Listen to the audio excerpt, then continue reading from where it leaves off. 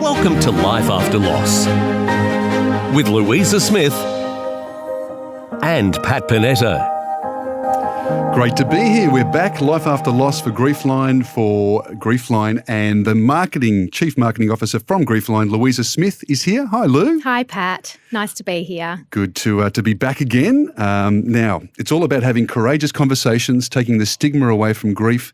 We're going to explore that again today, but really with the focus of losing a loved one, because we spoke about the different sorts of loss and grief, but that's our focus in today's session. Yes, and often when people think about grief, the first thing they think about is bereavement and the loss of a loved one. So we have selected some really amazing people to interview today, people who have lost loved ones, but have also then used their experience to help guide other people through their loss as well. So I'm inspired by these people, and I hope the people listening and watching today are inspired as well. Wonderful. And we'll meet our first guest soon. But that really sums up Griefline, you say, sort of referring to other people's stories and becoming a community and learning from each other. And that's what I love about our first guest, who spoke to many people who suffered loss. She's almost an expert in that space, I think, after writing this book. So, okay, let's do it. What do you think? Shall we meet our first guest? Absolutely. This is Life After Loss for Griefline Australia. Author and journalist Evonne Madden was motivated to write her book after the death of her husband Paul. And to tell us more, here's our special guest, author of Life After, Evonne Madden. Is it okay to call you an expert on grief and loss? Is that fair after writing this wonderful book? I wouldn't call myself an expert, Pat, but I've spent a good couple of years interviewing people who've experienced grief. So wonderful. Okay, well, you're a journalist, mother, author, and earlier this year, Evonne published her first book, Life After, which we have here in the studio, which Evonne's left for me. Thank you, Evonne. Wonderful book. A testament to human resilience, Life After shares the raw, intimate and inspiring stories of more than 60 ordinary and well-known Australians while they come to terms with their grief. And Evonne will donate half of her royalties to the Peter MacCallum Centre in Melbourne. So, yes, tell us about this book. So this book, I guess, has been a very long time in the making. I lost my husband, Paul, to cancer in 2015. We had two very young children at the time, Joseph and Heidi. It was probably only a couple of months after we lost Paul that I started thinking about writing this book. As a journalist, I guess the most obvious thing for me to do was to ask people how they were coping, how they had coped, how perhaps they weren't coping. Because to be honest, I was quite lost after losing Paul. And reading myself and speaking to other people was from the very beginning the thing that helped me the most, and perhaps the only thing. So I guess I started interviewing people a couple of months after Paul passed away and kept doing that for 4 or 5 years, actually. It took me a while to pull it together. Well, there's a lot in the book. It's a wonderful book, lots of photos to help tell the stories. So, 4 or 5 years to put that together. Yeah, it was a slow process in some ways, because I would go through times where I would be, interviewing and writing obsessively, and then, raising the kids took time, obviously. So it was a slow process. I can see the time and effort that went into there, and I know that it would probably be very difficult for the people that you interviewed as well. So in their own time, to give them the space to actually deliver their message as well, because I know that when we discussed this earlier, you kind of let them lead their own narrative. It wasn't too influenced by you, was it? No, well, the whole point, I guess, was to ask people to speak very honestly. I found personally that, it gets to a certain point and I think we're all expected to get over something like this. So I really wanted people to be as honest as they could be about what had happened. So they weren't, they certainly weren't formal interviews. They were really just conversations about, like you'd have with a friend. And so I just wanted them to. They led the conversations. Yeah. So what did you learn about grief? Talking to 60 different people. What's the? I know it's a big, broad question, but. People suffer and have their own grief experience. It's unique to each person. I think so. I think there's a lot of similarities as well. But I guess, to be honest, when I first started interviewing people, I think deep down I was hoping they might give me some answer. And it turns out there isn't one, but everyone finds their way eventually. But I think I just learnt it's hard for everyone, and a lot harder than I couldn't say I'd even imagined it, because when Paul was sick, I didn't contemplate the fact that that we could lose him. It was too hard to go down that track, so I didn't want to think about us losing him. So I think the main things I learnt from all of the people in the book are that everyone struggles with it and everyone finds a way eventually, but it takes a lot of time, and perhaps more time than I certainly would have imagined myself. So Life After, the title, we were drawn to it because we'd developed our series based upon grief stories and the stories after the loss. So what brought you to that name? I think it's partly a play on the term afterlife, but I really wanted to focus on not so much what happened to people, and there are some people in there that have faced really unimaginable trauma, but I didn't want to focus too much on what had occurred. There's an introduction to each person's piece that explains what has happened, but it's really about their grief and what came after. Right. Yes, give us some examples of the people, because you're right, there's some sort of examples of trauma there which you'd think that people could never overcome. And I guess that's another point, that you never do overcome grief, you just move through it and you're a different person on the other end. Is that basically what happens, Evonne? I think so. I mean, there are some pretty extreme examples in that book. I guess the most extreme example would be the Goldbergs, Abe and Cesia Goldberg. They survived the Holocaust, so that's clearly at the most extreme end of the spectrum, you'd have to say. And I was inspired by every single person in this book, but I spent a lot of time with Mr. and Mrs. Goldberg, and every time I'd leave their home, I'd just think it was really a privilege to meet them, but you've never met two happier people. So positive. So their story is they met shortly after they survived the Holocaust, and they married a few months after they got out of the concentration camp, moved to Australia. They've set up life in Melbourne, have had a family. They've achieved so many great things, and I guess, I might have been having a bad day, but I'd often think about those two and think, well, if they can, silly. There's obviously no comparison, but they're just two really inspiring people. Is there a mindset, Louisa, that you experience at Griefline that, I hear this story about these survivors. Is it about a mental attitude? They're sort of somehow positive. Does that sort of pull you through when you're sort of stuck in grief? I don't know about that. I think it's more about allowing people to have the space to tell their story and to just work through it in their own way and in their own time. I think reaching out to have the conversation is probably the most courageous thing, and that's really the biggest step you can ever make in your journey through your loss and your grief experience.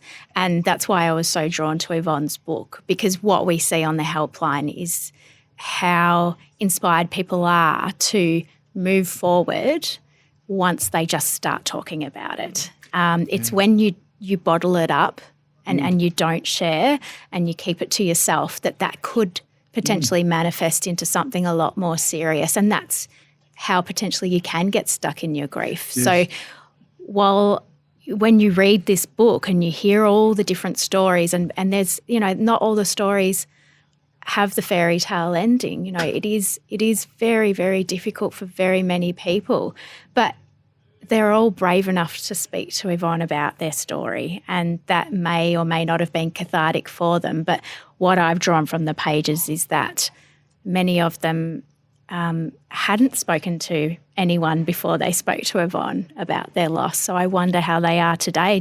Have you heard from anyone since you published the book? Yeah, I have. I've been in touch with a lot of them, and I guess I developed a quite close relationship with a number of people in the book because we spent a lot of time together often before they agreed to be part of the book. And then there was a lot of time after we do the interview, go away, transcribe the interview, write a piece in their own words. That's probably an important part about this book. It's all in their own words, even though I've helped, craft it, but it's all in their own words. And I think that when I'd hear back from people, I think a lot of people like the opportunity speak about their grief, but also the person that they lost, because there's also a bit of pressure sometimes to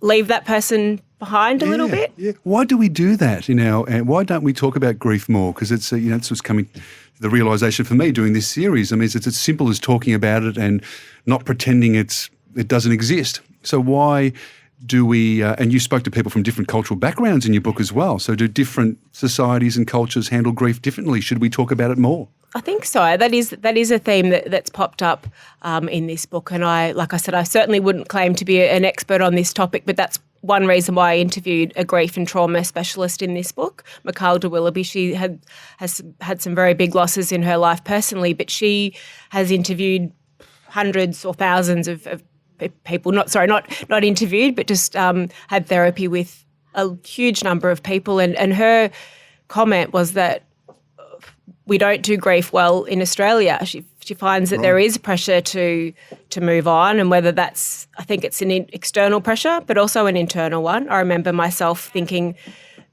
quite early on, get moving, and you perhaps should be feeling better by now, but I wasn't. I was really struggling for years. And I think there's also perhaps an expectation from people who perhaps haven't had a loss yet, and we all have them eventually. So I think there's a pressure to perhaps say you're going a bit better than you perhaps are. Is that your personal experience, losing Paul? Well, yeah, it is. Like I'm lucky. I had great support, wonderful family, a lot of great friends, including Paul's friends. They were perhaps among the most supportive group of people, Paul's friends. But I still felt that after a time, they think, "Oh, you're not still upset, are you?" And again, that's not my family and friends, but you feel that, and it might have been in my head. But I felt that after a certain number of years, perhaps I shouldn't be talking about Paul as often as I was and still do. But it's... Yeah, of course. Yeah. From Griefline's point of view, the fact that we don't talk about grief, is that one of your biggest challenges, Louisa, in your role and with Griefline, is to change the mindset of our community? Yeah. And again, why I engaged Evonne for this interview and our other guests later on is because they're really getting behind the conversation and encouraging people to talk about their losses. And, forever I'll be devoted to opening up safe spaces for people to talk about it, whether it's in this environment or in, looking at new programs and services where we can invite people from different cultures and backgrounds to come in and have that conversation, whether it's online forums, over the phone. Yes. It is all about ensuring that people do feel safe. And sometimes that's just being anonymous. So having someone that you can speak to that's not related to you, not in your community, not in your network, someone that you feel comfortable won't judge you and won't judge your personal experience. It's just someone that will listen to you. And that's what makes the helpline so unique and so important as well, because anyone can call it. And, our volunteer supporters are trained to just create that safe environment for them without judgment. And in a way, Evonne, you created that similar sort of vibe. When I hear that, you're a journalist, you've come to these people and, there was no sort of family connection, or you're just a person that had no opinion on what was going on, so they were able to talk to you. So you're helping these people in your book and also helping yourself. Is that sort of why you wrote the book? I think so.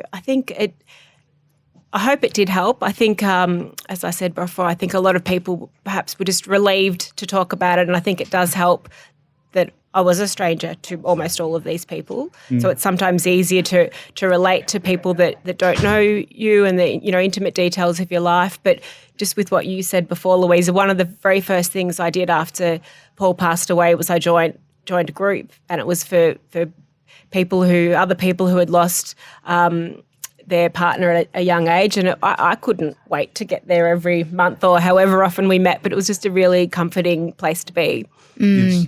And that peer environment, just connecting with people that understand what you're going through, I think is really powerful. We've just launched support groups at Griefline, and the feedback has been overwhelmingly similar to Evonne's, where it's just, okay, I know that this person knows exactly what I'm going through because they've experienced the loss of a loved one as well. Yes, that's the beauty of reading this book too. You connect with the people in the book and hear their story, and it helps you. Yeah. Yeah, definitely. And something else is the sharing of coping strategies, and people have different ways to cope. And I could imagine after interviewing 60 people, there would be some really great tips and ideas around, how people can cope with the loss of a loved one. Did you want to share? It's not a self-help book as such. It is a massive collection of a lot of ideas about how people get through. But to think of very specific coping strategies, I think I've found, and I think most people in this book have eventually found a way, but I think it almost always comes back to time and having support, opening up. You mentioned before perhaps the problems that can come if you don't have an opportunity to speak about how you've been going. But Damien Oliver, the Melbourne Cup winning jockey, is in this book, and he spoke about that as well. So he said that he described himself as an introvert and said he didn't really talk so much about the loss of his brother Jason, and also his father Ray. So they both died in racing accidents, and he commented that that's something that he would have done differently. Perhaps just tried to talk a bit more, open up a bit more. And there's an iconic photo when he won the Melbourne Cup, on Media Puzzle, looking to the sky. Yeah. In 2002. So I guess is that sort of, from his, the sporting background, I get the feeling that you got to be tough and not talk about loss and just sort of get on with it type thing. Yeah. I was really drawn to his story as well because I wanted in this book to look at people who had experienced grief in a very public way. And at the time he was under a lot of pressure to make a decision about whether or not to ride in that race. So that was only, a week or so after Damien lost his brother Jason, and he said he spoke to his mother and they had the conversation about, should I ride?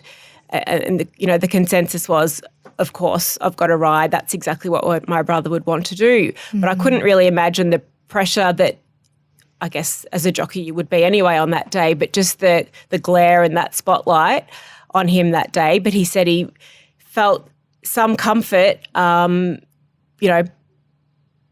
kind of safe place for him is being on the horse. The rails are between him and everyone watching. So he said it was almost a relief to be riding that day. It kind of gave him a bit of respite from what had happened and what he was going through and the attention that was coming his way as a result.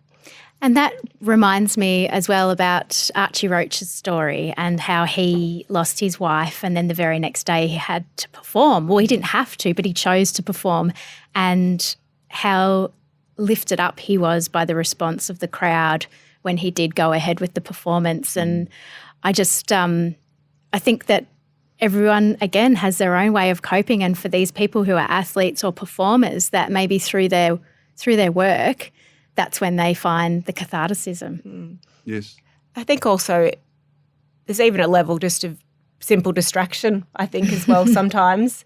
Going back to what people know how to do so well, it just gives them some temporary relief from how they're feeling. But it's incredible to think that Archie was able to do that so soon after losing Ruby. And are you motivated by losing the person? Do you feel the presence of that? Talk again about the photo. When he looked up, his brother was there.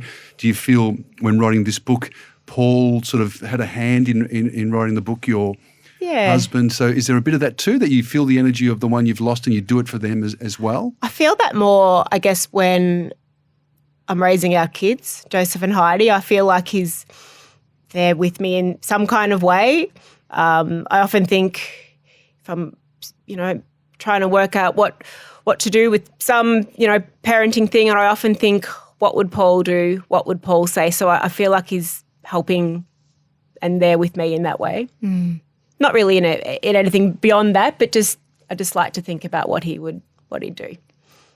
That's really lovely. Now, talking about the public losses like Damien Oliver, but also in your book, tragedies, the Hoddle Street Massacre and Bali bombings. You spoke to people who lost people in, terrorist attacks and those awful situations. So what do you get from those conversations? Is it different than losing somebody in another way? I think so. I think if the example of the Hoddle Street Massacre in the book, Adam Skinner lost his mother, Tracey, in that awful massacre, and he was a toddler sitting on his mum's lap when she was shot. Right, And she was sitting in her car at the time? Yep, right, sitting in her car next to her husband, who was Adam's dad, and he was a toddler.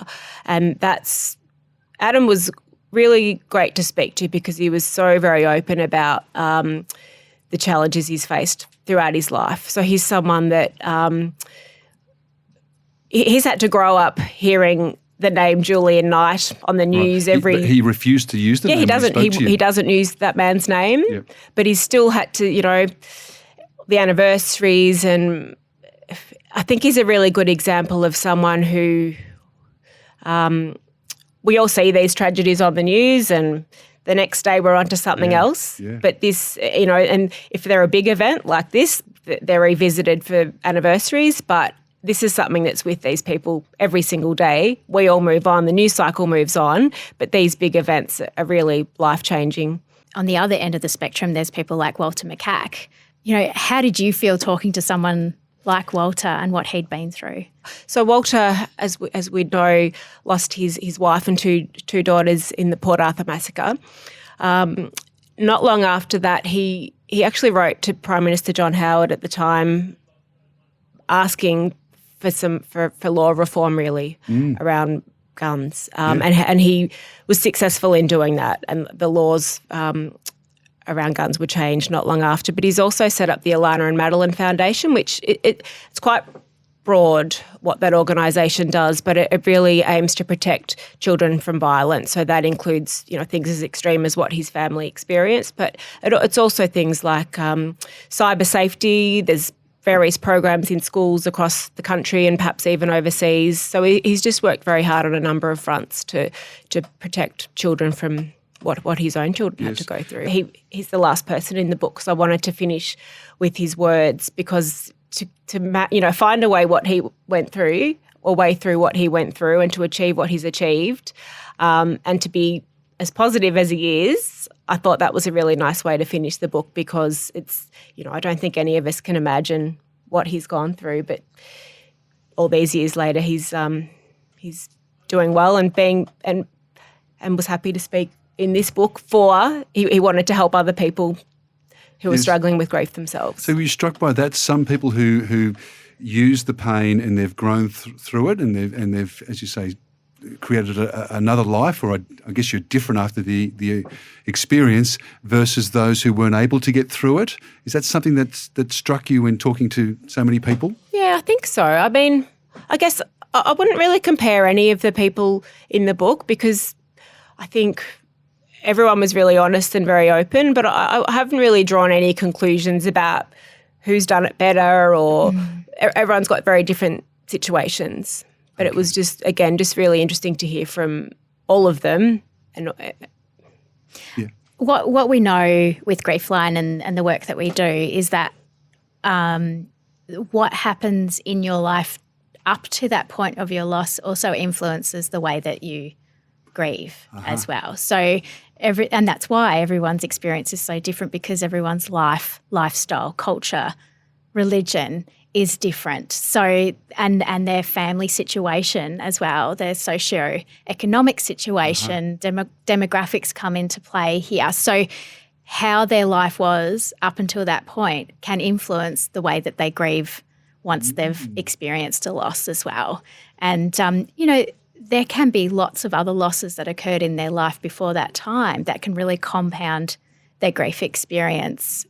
So we have to be really mindful of that when we're speaking to these individuals that reach out to us. Yes, considering the full picture. So it's a bit of a lottery in a way, when I hear you say that. I mean, your upbringing, it's something you can't control.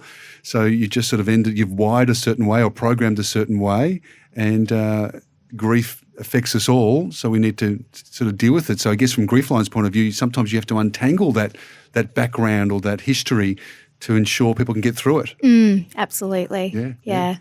All right. Now, the book, of course, Evonne, how can we find the book? I can see here that you can get it online at Booktopia, but we can find it at all great bookstores? Yeah, it's in bookstores. But I guess if I just very quickly could, I just wanted to acknowledge the photographers that I've worked with for this book because it's the portraits are a very important part of this book.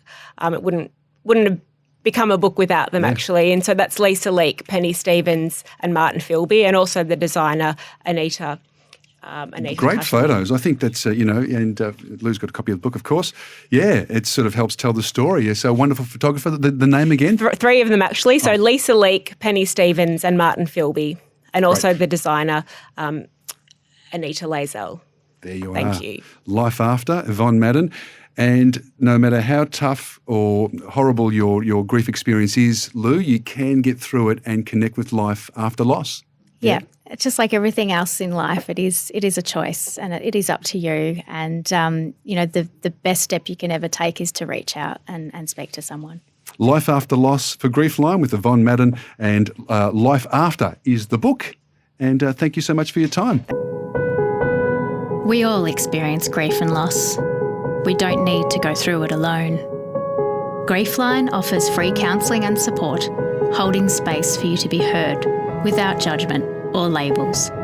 We listen, connect, and empower. Our telephone counsellors are available 365 days a year, so there's always someone to talk to. Our supportive online community helps you share and connect to people with similar experiences. And our website gives you access to digital resources, wellbeing practices, and coping strategies. It's never too early or late to seek support. We're here to help you heal and find a way forward, together. You don't have to face your grief alone. Call Griefline 1300 845 745 or visit griefline.org.au.